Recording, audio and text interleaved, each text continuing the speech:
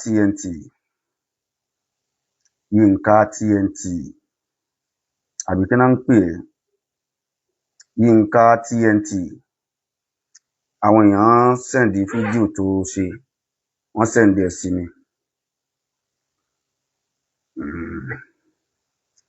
Mo rí fídíò tó ṣe. Àkọ́kọ́ náà, àlìjásáhù min jinsil amal.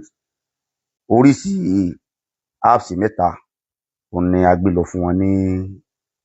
àná. Torí pé apps yẹn tóbi, wọ́n ní wọn lè allow ká gbé wọlé. Torí pé 5 litres kan,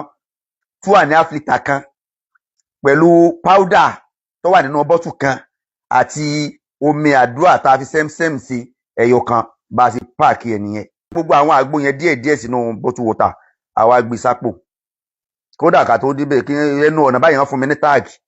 tí mo gbọ́dọ̀ fi sáyà ká tó lè allow mi láti lè wọlé sí ọ̀dọ̀ wọn. So gbàtà dẹ̀ dọ́dọ̀ wọn, subhanallah, téèyàn bá jorí ahun pẹ̀lú condition tí aláàjì wa Táíwò Ògògó wà, àdúrà ni wọ́n nídìí o, ẹjẹ́ àfàdúrà. Àgbo tá a gbé lọ fún wọn, a gbìyànjú ajé ni o.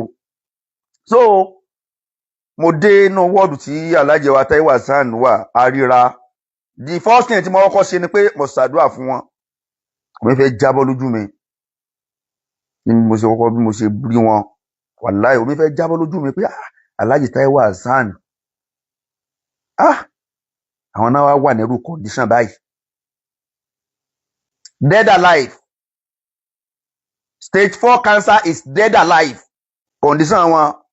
ó critical níwọ̀n bá o. Mi ní sọ́jú báyẹn lọ o. Condition wọn critical níwọ̀n bá. Àdúà aláàjì wa Táíwò Hassan, wọ́n nílò àdúà gbogbo àwọn ọmọ Nàìjíríà pátá. Ó dẹ̀ àwọn apps tí mo gbé lọ fún wọn, tí mo ní mo gbé sápò yẹn, mo gbé lẹ́yọ kọ̀ọ̀kan, mo ṣẹ́ sínú kọ́ọ̀pù, mo mú níbẹ̀ lójú wọn. Lẹ́yọ kọ̀ọ̀kan, mo bẹ̀rẹ̀ sí ní ṣẹ́ sínú kọ́ọ̀pù, mo mú níbẹ̀ pé eléyìí àkótẹ́ máa lu lélẹ̀, àkótẹ́ máa lu lélẹ̀. So lẹ́yọ kọ̀ọ̀kan ni mo mú lójú wọn. Ẹ kú dédé wòyí, ẹ̀yin olólùfẹ́ Yinka TNT, ẹ kú bójú ọjọ́ ṣe rí, ṣe dáadáa ni mo bá yín. Ẹ̀yin èèyàn mi tẹ́ wà ní diaspora, pàápàá yín tẹ́ wà ní health and social care line. Bóyá tẹ́ jẹ́ nurse, tẹ́ jẹ́ doctor, tẹ́ jẹ́ gbogbo ẹ̀yin ni mo fẹ́ bá sọ̀rọ̀, àti àwọn èèyàn kọ̀ọ̀kan ní Nàìjíríà. Every time làwọn èèyàn máa ń wu ìwà tó jẹ́ wípé ó máa ń put èèyàn off, ẹ mọ̀, further nípa Nàìjà. Ó máa ń jẹ́ kí èèyàn máa dúpẹ́ pé Ọlọ́run ó ṣeun, ó yọ mí kúrò ń bẹ̀. And every time àwọn èèyàn máa ń wu ìwà tó máa wá ń disgrace Nàìjíríà online wípé ní standard. Honestly, every time ni máa ń ṣe pé ní standard. Ẹ wo nǹkan tí Alfa, mi ò bú yín o, mo fẹ́ kẹ́ kọ́gbọ́n nínú nǹkan tí mo fẹ́ sọ yìí. Torí mo gbọ́ pé ẹ̀yin náà ń ṣe iṣẹ́ kinní kan, mo dẹ̀ mọ̀ pé ó yẹ kán kọ yín ní confidentiality, ó yẹ kán kọ yín ní consent. Mi ò bú yín, but mo fẹ́ kẹ́ kọ́gbọ́n. Ẹ má rí bíi pé mo fẹ́ kẹ́ kọ́gbọ́n kí àwọn tó kù kó kán gbọ́. Even àwọn medical doctors, mo fẹ́ kán kọ́gbọ́n nínú ọ̀rọ̀ yìí. Ní ìlú yìí, ó máa níbi tó máa bá dé, tó bá ní wọn ò lè lògùn fún ẹ mọ́ ọ̀ kinní kan. Wọ́n máa pè ẹ́, wọ́n máa advice ẹ pé nǹkan tó máa ṣẹlẹ̀ rèé. Wọ́n á pe àwọn family ẹ, wọ́n á ṣàlàyé nǹkan kan fún wọn. Mo rí pé ẹ lack bóyá àwọn doctors, àwọn professionals, wọ́n lack irú nǹkan báyẹn ní ilé. Bóyá nítorí wípé a máa ń believe lórí miracle. A dẹ̀ jẹ́ kí ẹ̀tàn pé àdúrà a máa ń jẹ́ kó yí orí wa, a kì í fẹ́ face reality. Níbo ni mò ń mọ́rọ̀ mi lọ? Every time le máa ń disgrace Naija, every time le máa ń jẹ́ káwa ta wà lábọ̀, pàápàá wa ta gbé iṣẹ́ yìí dání. Ẹ máa ń jẹ́ kí inú wa dùn ká dúpẹ́ pé Ọlọ́run yọ wá kúrò ńbẹ̀. Torí ẹ̀yin bẹ́ ṣe máa ń hùwà, ọ̀pọ̀lọpọ̀ yín máa ń hùwà bẹ́ẹ̀ ni pé inú zoo, wípé ẹni tó bá wà ńbẹ̀ yẹn, inú òkùnkùn ló wà, kò sí nínú ìmọ́lẹ̀. Now, ẹ gbé nǹkan lọ báyàn ní hospital. Nǹkan tó wà against the profession, tó wà against the ethic of that profession. Tó jẹ́ wípé ordinarily ẹ̀yin náà sọ pé wọn ò allow yín. Tí wọ́n fi lè allow yín pé kẹ́ gbé wọ, bóyá wọ́n wò pé nítorí ó jógògó, wọ́n wò pé nítorí pé ọmọ ẹ ti jáde, wọ́n wò pé kinní kan káwọn kan ṣàánú yín. Ẹ wá mọ implication nǹkan tẹ́ wá sọ online yìí wípé ẹ mọ̀ pa ẹgbẹ́ yẹn ní association, ẹ mọ̀ pé ẹgbẹ́ yẹn ní wọ́n ní policy. Ẹ mọ̀ pé nǹkan tẹ́ ṣe ẹ lè fi ibẹ̀ yẹn hospital yẹn ẹni tó allow yín doctor medical director hospital yẹn ẹ lè fi sí wàhálà pẹ̀lú nǹkan tẹ́ wá online ni irú nǹkan báyẹn ò lè ṣẹlẹ̀ ń bí láíláí tó bá fẹ́ lo irú nǹkan báyẹn fún family ẹ̀ wáyé àmọ́ gbé kúrò lọ hospital lọ sílé lọ lò fún ni o ò ní lò fún nínú hospital wọ́n wá aláwẹ̀ pé kó gbé wọlé despite pé wọ́n mọ nǹkan tẹ́ ń gbé dání wọ́n allow yín kẹ́ gbé wọlé ẹ wá fi pé the best to do because to me ẹ wá fi sickness oní sickness ta ọjà tí yín bẹ́ẹ̀ ló ṣe rí lójú mi ẹ wá fi polówó ara yín bẹ́ẹ̀ ló ṣe rí àwọn tó bá wà sensitive tó bá dẹ̀ wà sensible wọ́n máa mọ̀ pé ó dàbí nǹkan tẹ́ wá ṣe nìyẹn because ẹ̀yin tẹ́lẹ̀ fẹ́ lọ sí line yìí ẹ mọ̀ nǹkan tó ń pè ní confidentiality ẹ mọ̀ nǹkan tó ń pè ní consent ẹ wá ṣàlàyé lórí social media pé hospital big hospital ẹ dárúkọ lóòótọ́ but from àwọn board àwọn association yẹn àwọn board yẹn àwọn kìíní yẹn wọ́n lè trace nǹkan tẹ́ ń sọ wọ́n lè trace ẹ̀ kàn trace hospital yẹn kí hospital yẹn wọ gàù kí medical director wọn wọ gàù pẹ̀lú nǹkan tẹ́ ń sọ because it's against the ethic of the profession ó yẹ kẹ́ kàn allow yín kẹ́ gbé wọlé wọ́n dẹ̀ wá allow yín yẹn ṣó yẹ kẹ́ wá sọ níta ẹ̀dẹ̀ ń sọ báyìí with confidence bẹ́ẹ̀ ni pé kò sí nǹkan kan tó ṣe ẹ mọ̀ pé bí ìgbà tẹ́ fẹ́ báyé àwọn hospital ẹni tó níbẹ̀ yẹn jẹ́ ẹ fẹ́ báyé profession yẹn jẹ́ kó right now ìkejì ni wípé ọmọ ògògó tó wá sọ níta wípé bàbá òun sick ó ní stage 4 cancer family ẹ̀ ni ọmọ bíbí ẹ̀ ni tó bá jẹ́ wípé ògògó wà òkè tí ó béèrè lọ bàbá ẹ̀ pé òun fẹ́ sọ tí bàbá ẹ̀ bá ní kó má sọ kò tó bẹ́ẹ̀ bí bàbá yẹn ṣe sick gan tó bá gbé bàbá yẹn ní next of him àbí bàbá yẹn ní èèyàn tó wà into his care tó ní kó má jẹ́ káwọn ọmọ òun gbọ́ pé nǹkan tó ní àwọn doctors yẹn wọn ò yẹ kán ṣe wọn tó bẹ́ẹ̀ láti disclose ẹ̀ okay òun ló wá disclose ẹ̀ lórí social media pé bàbá òun sick because òun wá help or bóyá kò understand or doctor jẹ́ kò understand situation pé stage 4 cancer ó wá síta láti fún àwọn kan àwọn pray àwọn tó ń wó oúnjẹ ó wá fún wọn lóúnjẹ gbogbo èèyàn náà àwọn lè ṣe okay ó wá fẹnu ara bó dẹ̀ ṣe wá sọ kò sọ condition tí bàbá ẹ̀ wà ó kàn sọ fún wa pé bàbá òun ní stage 4 cancer yìí tó bá lọ́pọlọ lórí wọn ti mọ situation tó wà ó kàn ní ẹ má jẹ́ kí bàbá òun kú kò sọ condition èyí wá síta ṣé àwọn family ẹ̀ fún yín ní consent láti sọ nǹkan tẹ́ ń sọ yìí nǹkan tẹ́ wá sọ ń ta condition tó wà àdúrà ní ká ṣé wọ́n fún yín ní consent láti wá sọ condition tó wà ń ta because àwọn nǹkan kan wà tẹ́ ń ṣe tó ń belittle Nàìjíríà tó ń jẹ́ kéèyàn máa fi pé kò sí standard ní all sectors ní ò ti sí standard ṣé ebẹ́yìn lẹ́yìn ṣe traditional message wọn ò kọ́ yín ní consent wọn ò kọ́ yín ní confidentiality ṣé wọ́n fún yín ní consent láti wá disclose nǹkan tẹ́ ẹ rí ṣó tiẹ̀ yẹ kẹ́ wá sọ níta fún wa wípé a gbọ́ pé bàbá Jídé kò sọ́kọ́ tí wá sọ pé wọn ò allow anybody ṣó yẹ ká gbọ́ pé wọ́n allow yín to me and to reasonable people ẹ wá fi máa yẹn ẹ wá fi ta ọjà ẹ wá fi polówó ara yín káwọn èèyàn mọ̀ pé àwọn èèyàn ti mọ̀ pé ń tàgbó tẹ́lẹ̀ o bọ̀ yí pé irú yín start pé irú yín wọ́n allow irú yín láti gbé nǹkan lọ wọ́n láti believe nínú yín tó ẹ wá fi máa yẹn tajà ni honestly mi ò bú yín o anybody tó bá gbọ́ pé ẹ gbé nǹkan lọ ẹ ṣe iṣẹ́ lọ fá ògògò wọ́n mọ̀ máa pè yín left and right pé tó lè believe nínú ẹ̀ kó gbéṣẹ́ wá sókògò kò wà fair kò right tẹ́ bá rí yàn sọ fún yín sà all shades of wrong ni mi rò pé gba consent lọ́wọ́ family ẹ̀ láti wá sọ agbogbo àti àwọn tó bá wà sensible wọ́n mọ nǹkan tó ń pè ní stage 4 cancer gbogbo àwọn àgbẹ̀ kìnnìkan àwọn ẹ fẹ́ jẹun ni torí pé Nigerians religion ló máa báyé yín jẹ́ tí ò bá jẹ́ èèyàn tó bá ní stage 4 cancer ó yẹ kẹ́ ti mọ stage ẹ ti mọ ibi tó onítọ̀hún dé ó ṣeé ṣe kó rúlà but kò ń ṣe nǹkan tó easy bẹ́ẹ̀ yẹn débi pé èèyàn kan máa ní òun fẹ́ lọ ṣe kinní kan òun fẹ́ lọ ṣe tàmẹ̀dù ọlọ́run kó bá wa fún wọn ní àlàáfíà bẹ́ẹ̀ tó bá jẹ́ pé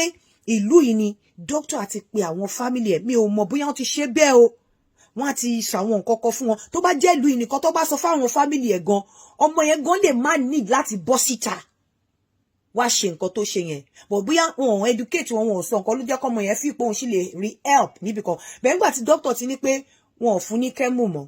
ó lè jẹ́ pé strength ẹ̀ ò lè gbé torí kẹ́mù òun ní tí òun gan ikú wàhálà ni ẹ wá lọ nìyẹn ṣó yẹ kẹ́ ẹ wá sọ ṣó yẹ kẹ́ ẹ wá disclose nǹkan tẹ́ ẹ rí without the consent of the family tó because wọ́n pọ́n fún ní consent ni mo fi nǹkan tẹ́ máa kọ́kọ́ sọ ní pé àmọ́ ti gba consent o wọ́n allow mi láti sọ o gbogbo èèyàn àmọ̀ kan ti fún yín ní consent then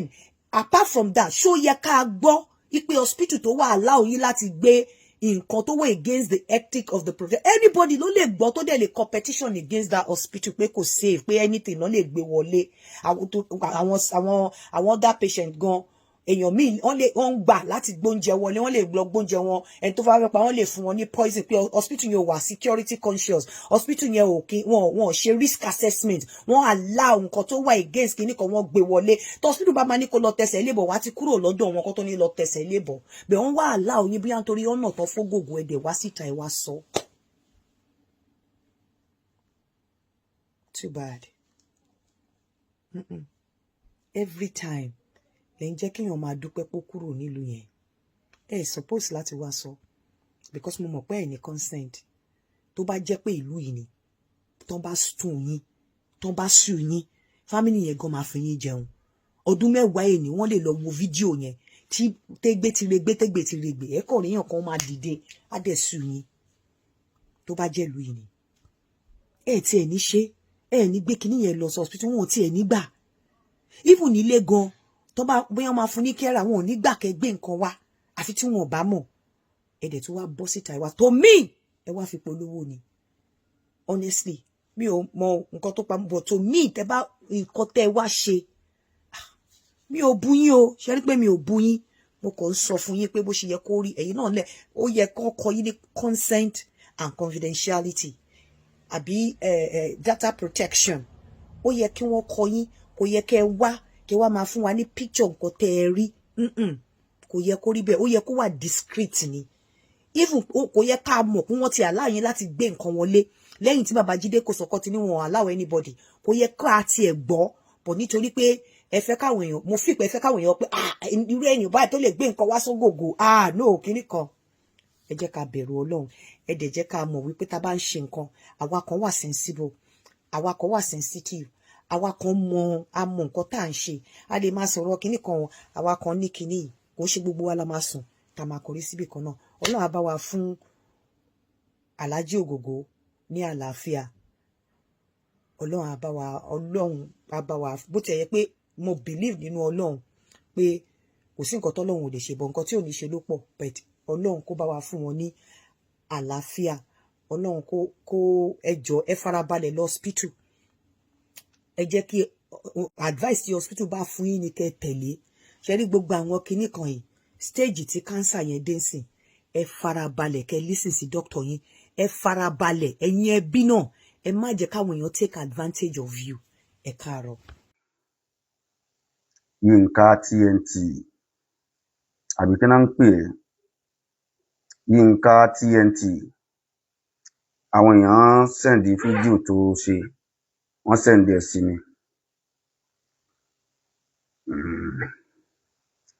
mo rí fídíò tó ṣe àkọ́kọ́ náà alijasahu min jinsil amal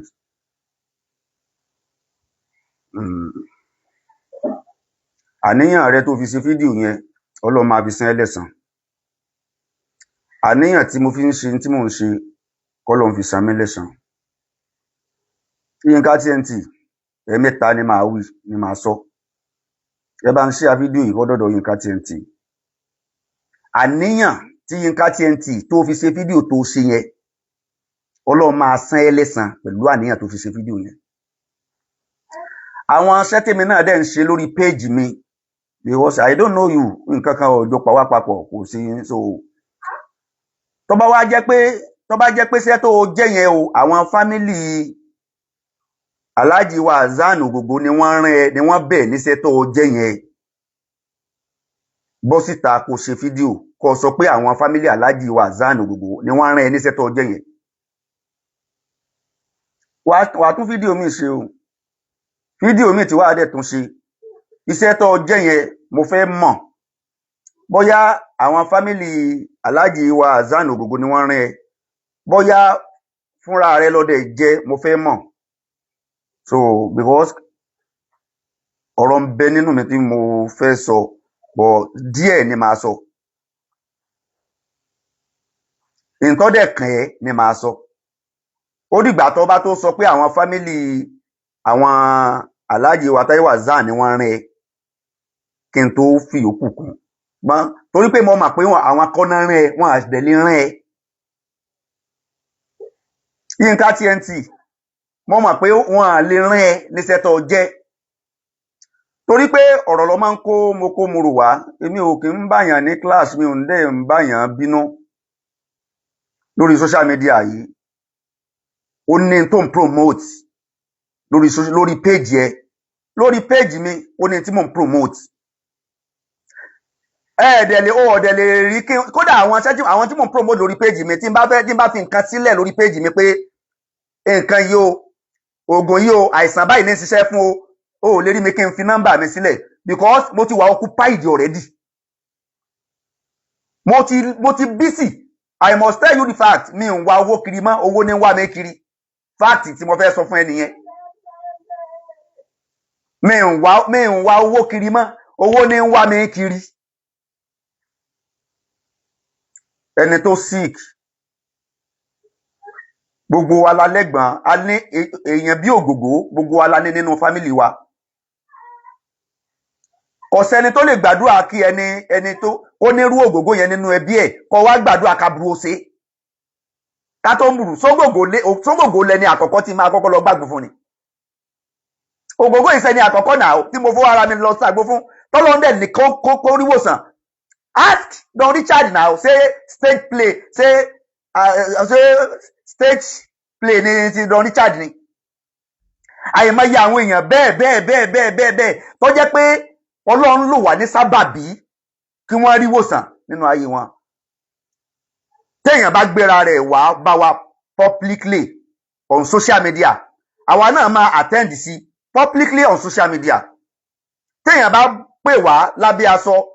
èèyàn mélòó ló bá wa sọ̀rọ̀ lábẹ́ aṣọ tá a gbòòrò ẹ̀ wá sórí social media ọmọ iye patient mò ń díù pẹ̀lú ni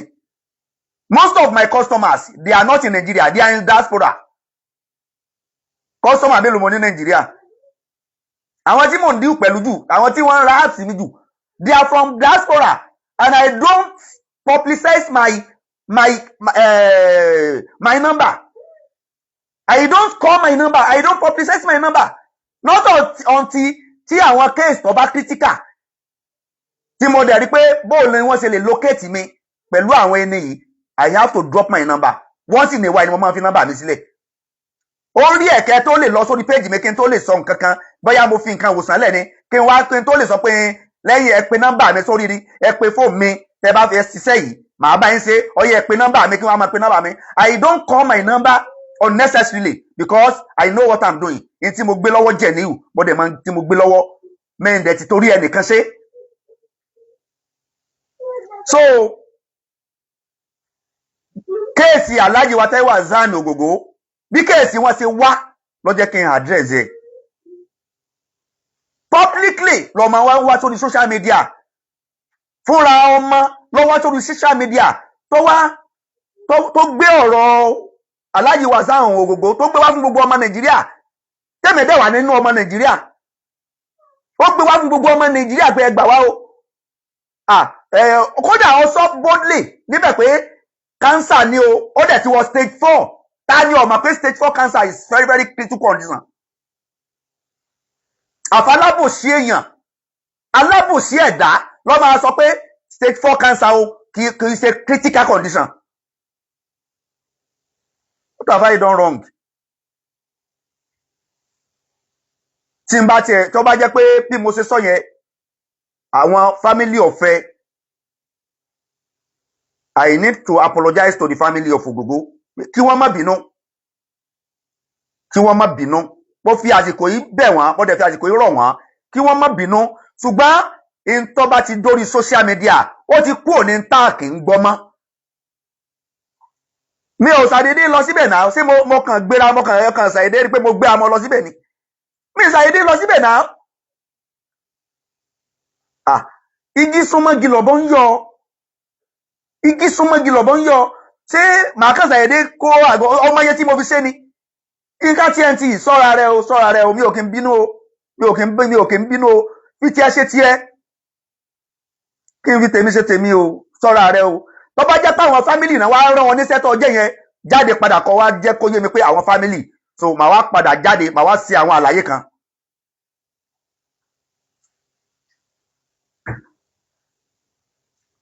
ọmọ Alhaji wa Táíwò Ògògó ó wá sórí social media èmi ò tiẹ̀ mọ̀ pé nǹkan kan báyẹn ń ṣẹlẹ̀ àwọn fans ni wọ́n bẹ̀rẹ̀ sí ní tag mi tágì ti ń bẹ lórí fóònù mi lẹ́yìn òru ọjọ́ tí àárọ̀ ọjọ́ tí mo ṣe fídíò yẹn kí n tó jí bóyá òru ìjẹrin mọ́júmọ́ ìjẹta tágì ti ń bẹ ní orí fóònù mi ní òru ọjọ́ yẹn kílẹ̀ ò tó mọ́ nígbà ò tó tẹ̀ nǹkan mo pa fóònù lóru pé àwọn wo ni wọ́n mẹ́sẹ̀jì mi lóru àwọn nìkan wo ni wọ́n ń pè mí lóru ìgbà tílẹ̀ mọ́ tí màá tan fóònù mi ìyá wa kan torí fáǹsì àwọn tí wọ́n máa ń pè mí pọ̀ and I don't save numbers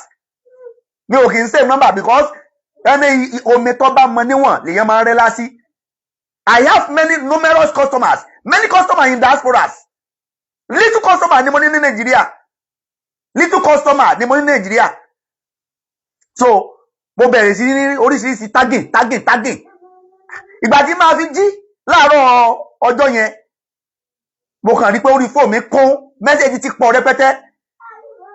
tí má sí mẹ́sẹ̀jì eléyìí please Alhaji Ògògó in need of you please help Alhaji Ògògó please oníkálukú kí ni mo fẹ́ ṣe nígbà ọ̀dẹ̀ jẹ́ pé humanity wọ́n dá máa wá ni bàbá tó bí mi ó sin ọmọnìyàn tó fi jáde láyé ni bàbá mi ò kí ń fi ọ̀rọ̀ ẹni tí nǹkan kan bá fẹ́ ṣèyàn tí bàbá mi bá ní gbogbo agbára ní bàbá mi máa ń sà láti lè ràn yàn lọ́wọ́ ọ̀nà alhamdulilayi mo jogún ohun tó dá látara bàbá mi. ti Don Richard nígbà tí ọ̀rọ̀ Don Richard ṣẹlẹ̀ so ṣebí ó gbé wọ́n sórí social media náà ni mo dẹ̀ pè wọ́n èmi náà dẹ̀ ṣe fídíò pé mo ní ìdí Don Richard o mò ń wá o mo fẹ́ ṣe girls come here.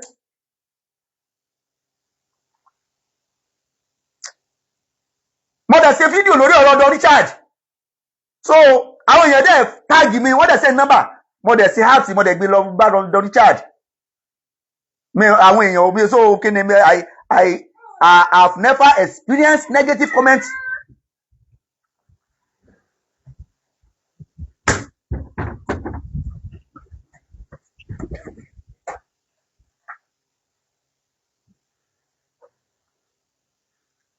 mo dẹ̀ wá Don Richard lọ mo dẹ̀ present heart fún and alihamdulilayi ṣe stage play nìyẹn ó fẹ́ tàgbó tí n bá fẹ́ tàgbó mo mọ iye àgbo tí mò ń tà àgbo tí mo tà pẹ̀lú ìkọ́mọ́nkéwú tọ́lọ́ fi ṣe ibi tí tó fi ṣe lé ńlá fún mi tọ́lọ́ fi ṣe ogun tó ṣe fún mi kí ló tó kù ṣé ká jẹun ká wọṣọ ká travel káàkiri ibi tó bá wù wá ká lọ múra nígbà tó bá wù wá àti rìn yẹn lọ kí ló tó kù omi tó bá mọ níwọ̀n lèèyàn máa ń rẹ́ lásì ìnífẹ̀ẹ́ ọmọnìyàn tí ń bẹ lára wa ó ló jẹ́ ká ṣe ń tà ṣe ọmọ yẹn tí mo ti tó kọ́ọ̀sì mi àti lílọ àti bíbọ̀ àti rẹ́sípì tí mo gbé lọ fún wọn ni tó wá bọ́ sórí social media tó ń sẹnu yánnayànna àwọn fi Alhaji Táíwò Hassan àwọn fi make market àwọn fi máa ṣe dẹ̀dẹ̀rìn ní ẹni ta ló make market ayé ti màmí ọ̀rẹ́dì náà wọ́n ti di rìfọ́rà lèmi ń jẹ́ bí mi polówó ọjà àwọn tó ń lo àti mi wọ́n rìfà mi rìfọ́rà ni mo ń jẹ́ if you don't know but tó gùn ẹni bá dání lójú èèyàn máa fi gbárí ni tó gùn ẹni bá dání lójú èèyàn máa fi gbárí ni tí mo bá mọ nǹkan tí mo dẹ̀ rí ẹni tí ó ń bẹ lẹ́gbẹ̀ẹ́ mi tí nǹkan yẹn ń ṣe èmi máa jáde kódà kò jẹ́ pé nǹkan yẹn ti wà lójú kú nta bá sì lè ṣe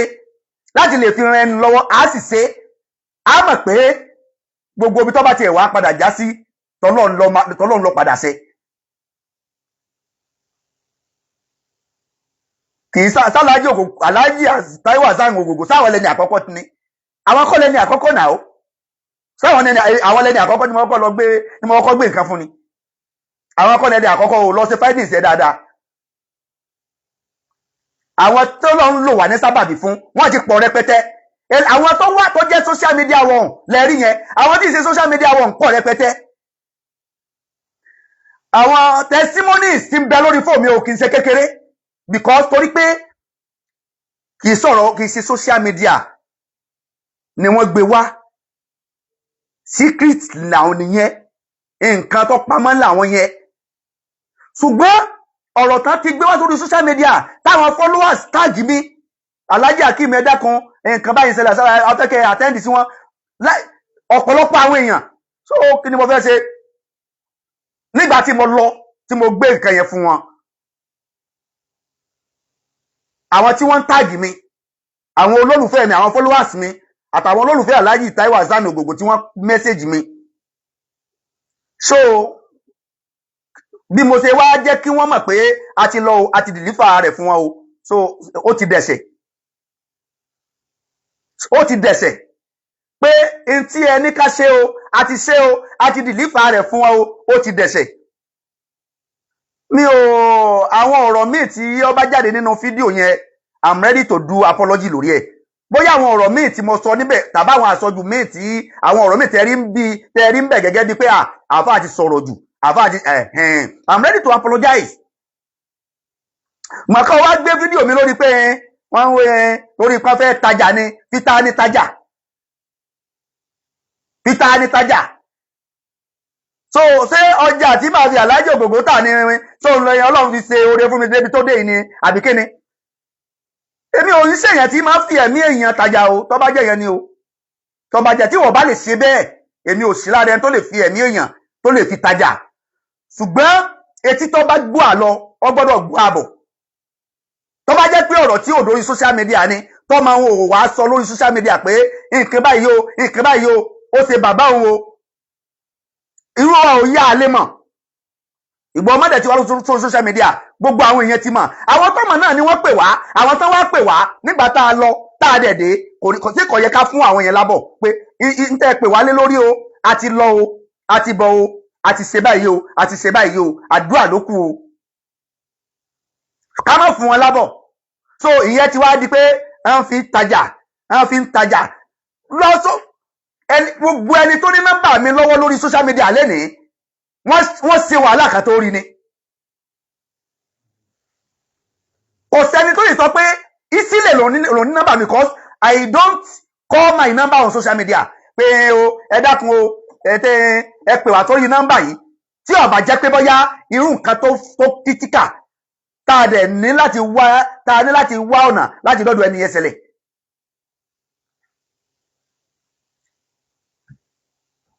So kí wá ní if àtọ̀tọ̀ bá tẹ̀ wá jẹ́ sí pé lẹ́yìn pé a gbé fún ọ gan a pe nọ́mbà gan a ti tajà. So kí ni tó wọ̀ sínú pé ká pe nọ́mbà fáwọn èèyàn pé irú tó ṣẹlẹ̀ yìí o tá a bá fẹ́ kírú ẹ̀ ṣẹlẹ̀ ìyá ẹgbà nọ́mbà wa ká tiẹ̀ wá tó bẹ́ẹ̀ ká tó wá tó burú èmi ò tẹ́ tí máa ń pe náà because orí fóònù mi ti kún already. Wàláì mo fi àlùkùránì búra last month ni mo wipe off almost 10,000 messages. 10,000 messages on my phone. I had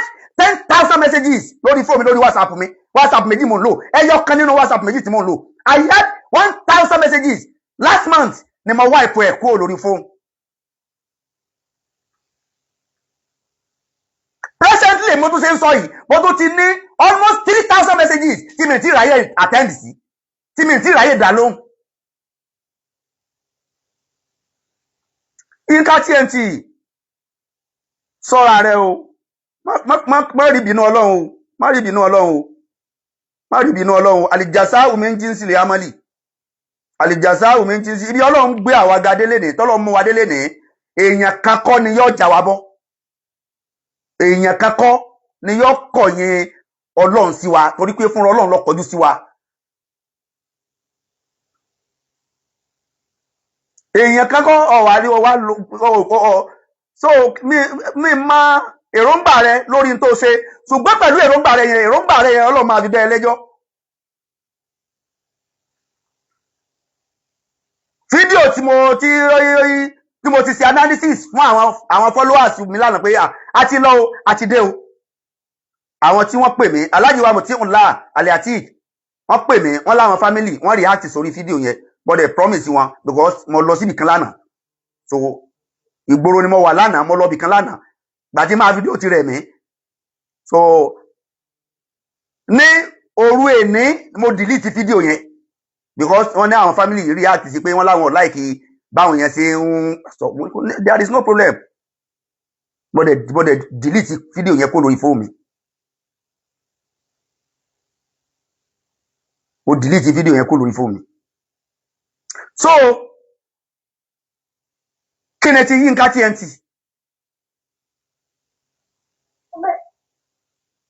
mo ti ọjà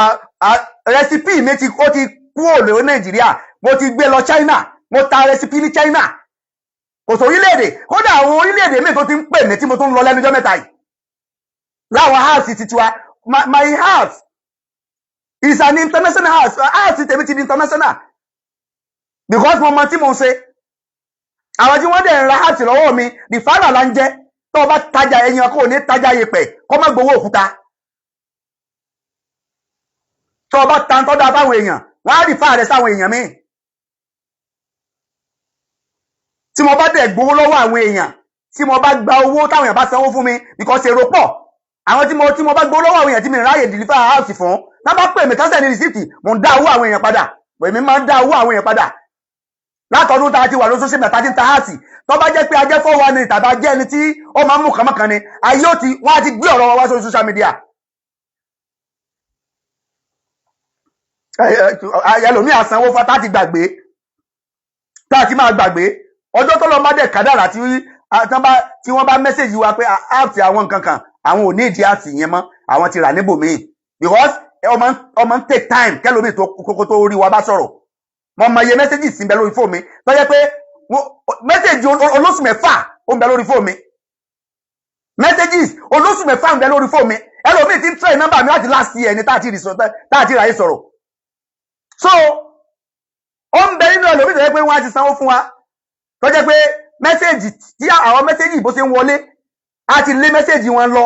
tá a ṣẹ̀ṣẹ̀ máa wá kiri tá a bá ti wá wá tá a rí because nọ́mbà èèyàn mélòó la fẹ́ save nọ́mbà èèyàn mélòó la fẹ́ save tá a bá ti wá wá tá a rí táwọn ẹ̀ẹ́dẹ̀ ti pè wá because cost máa ń pọ̀ fún wa mo ti ń sáyé mi kí n tó ṣẹlẹ̀ challenge sálàyé ògógó níyì gbogbo wa humanity ti ń bẹ lára kọ sáyé ṣé o rò pé mo wọlé débi kí n mo gbé àgbo láti Òṣogbo mo gbé lọ sẹ́kọ̀ọ́ mo fi time mi I spent my money I create time to deliver the package àwọn tí wọ́n ń fi owó ra àgbo lọ́wọ́ mi mi lè gbé àgbo lọ fún wọn lé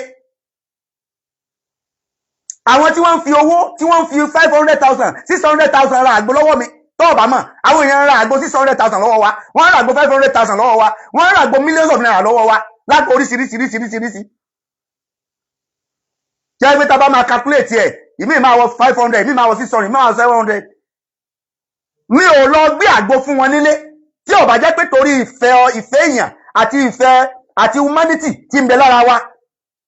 mo fowó ara mi ṣe nǹkan mo package ẹ̀ mo tún wá rẹ epo sọ́kọ̀ mo tún wá gbọ̀nà Èkó mo tún wá lọ gbé fún wọn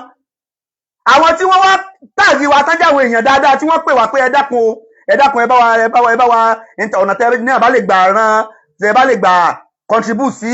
ẹ̀ẹ̀tì Alhaji wa Táíwò Ògógó ẹ dákun gbogbo àwọn tí wọ́n wá tààgì wa yẹn ká má update wọn ká má sọ fún wọn.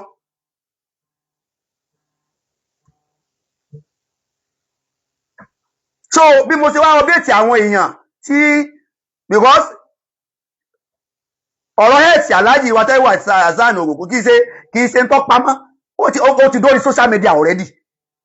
so àwọn tí wọ́n wá update wa tí wọ́n sọ fún wa tí wọ́n bá wa sọ̀rọ̀ pé ká ṣe àgbo fún wọn so tá a wá lọ gbé fún wọn a ní láti fáwọn yẹn lábọ̀ mọ́ àbí ṣé wọ́n individual ní kí n máa pe àwọn tí mi mọ̀ tó jẹ́ pé àwọn torí pé àwọn tí wọ́n mọ̀ wá wọ́n pọ̀ ju àwọn tí a mọ̀ lọ àwọn tó yẹ pé ìfẹ́ Alhaji wa Táíwò Ògógó ni wọ́n ní tí wọ́n fi mẹ́sẹ̀jì wa so ṣáyẹ kọ̀ọ̀kan ní kí wọ́n máa pè wọ́n pé ẹ dákun àjọlọ I must tell you the fact pé tó fi di ìrọ̀lẹ́ àná mo dẹ̀ tún rí àwọn tí wọ́n ń táàgì mi pé aláàjì ẹ̀dá kan ẹ bá wa àtẹ́ǹdì sí aláàjì ògògó àṣà tá a dẹ̀ ti lọ bẹ̀ tó fi di ìrọ̀lẹ́ àná wàláì mo fi àlùkùránì búra tó fi di ìrọ̀lẹ́ àná làwọn èèyàn tó ń pè mí tí wọ́n ń táàgì mi